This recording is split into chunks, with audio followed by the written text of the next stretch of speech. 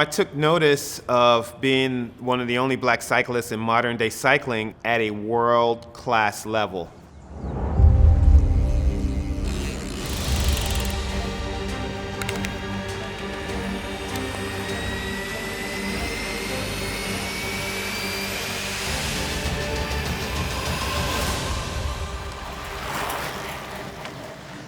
What a story that Nelson Vails has. He came on very strong at 83. He was the Pan American champion. He is a former messenger in New York City. All right, the bell lapped, and this is where it will happen. Grew up in Harlem, New York City in the project housings of Martin Luther King Towers. When I got my first bicycle, it was such a sense of freedom because all the kids had bicycles, and everyone looked forward to that Christmas because every kid had a bicycle. We were a little gang of kids between the ages of, let's say, 9 and 13. Again, you got to remember Harlem and the project housing, it was safe for a kid to go out and ride. Cycling has always been a rite of passage for young people. When you get your bike, the first thing that's a sense of freedom. The kids at St. Augustine, when I see those kids ride, it just brings such a smile on my face. I would only tell them what I was told, which was always keep it fun. To go through different trails and different woods, and secluded areas is I think it's the best part for me.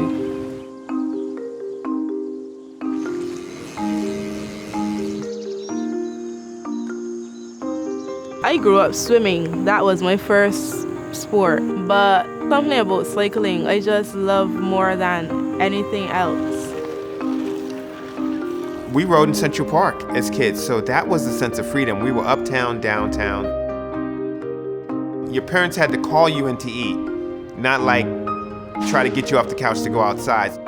Growing up, right out of high school, I knew I was going to be a professional cyclist. Vernet will go high here on the outside, and Vails is fighting him off. Vails is on the pole lane.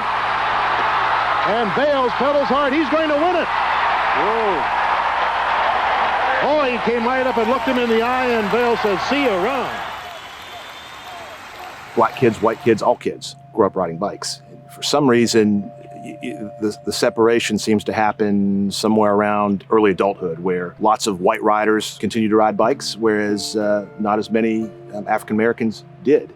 In New York City, it was a melting pot, so there was all nationalities. I never really looked at that until I entered the world stage, that I was one of the only, if not the few, black cyclists on the actual national racing circuit, and for sure, the only African American on the international circuit during my professional years.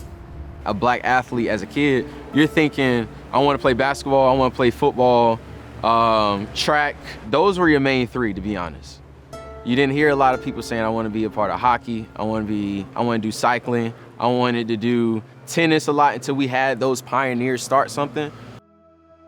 He was a huge influence because it kind of changed the course of history of being a black male who is in this white sport. The program that they're doing at St. Augustine, I became excited about that. I can look back at these kids and myself and a development on what this could be. We will compete against other D1 schools and smaller schools, University of North Carolina, Duke University, North Carolina State University. All the schools in the area are part of that conference. Our initial reason for starting cycling was to build out our esports program for our students.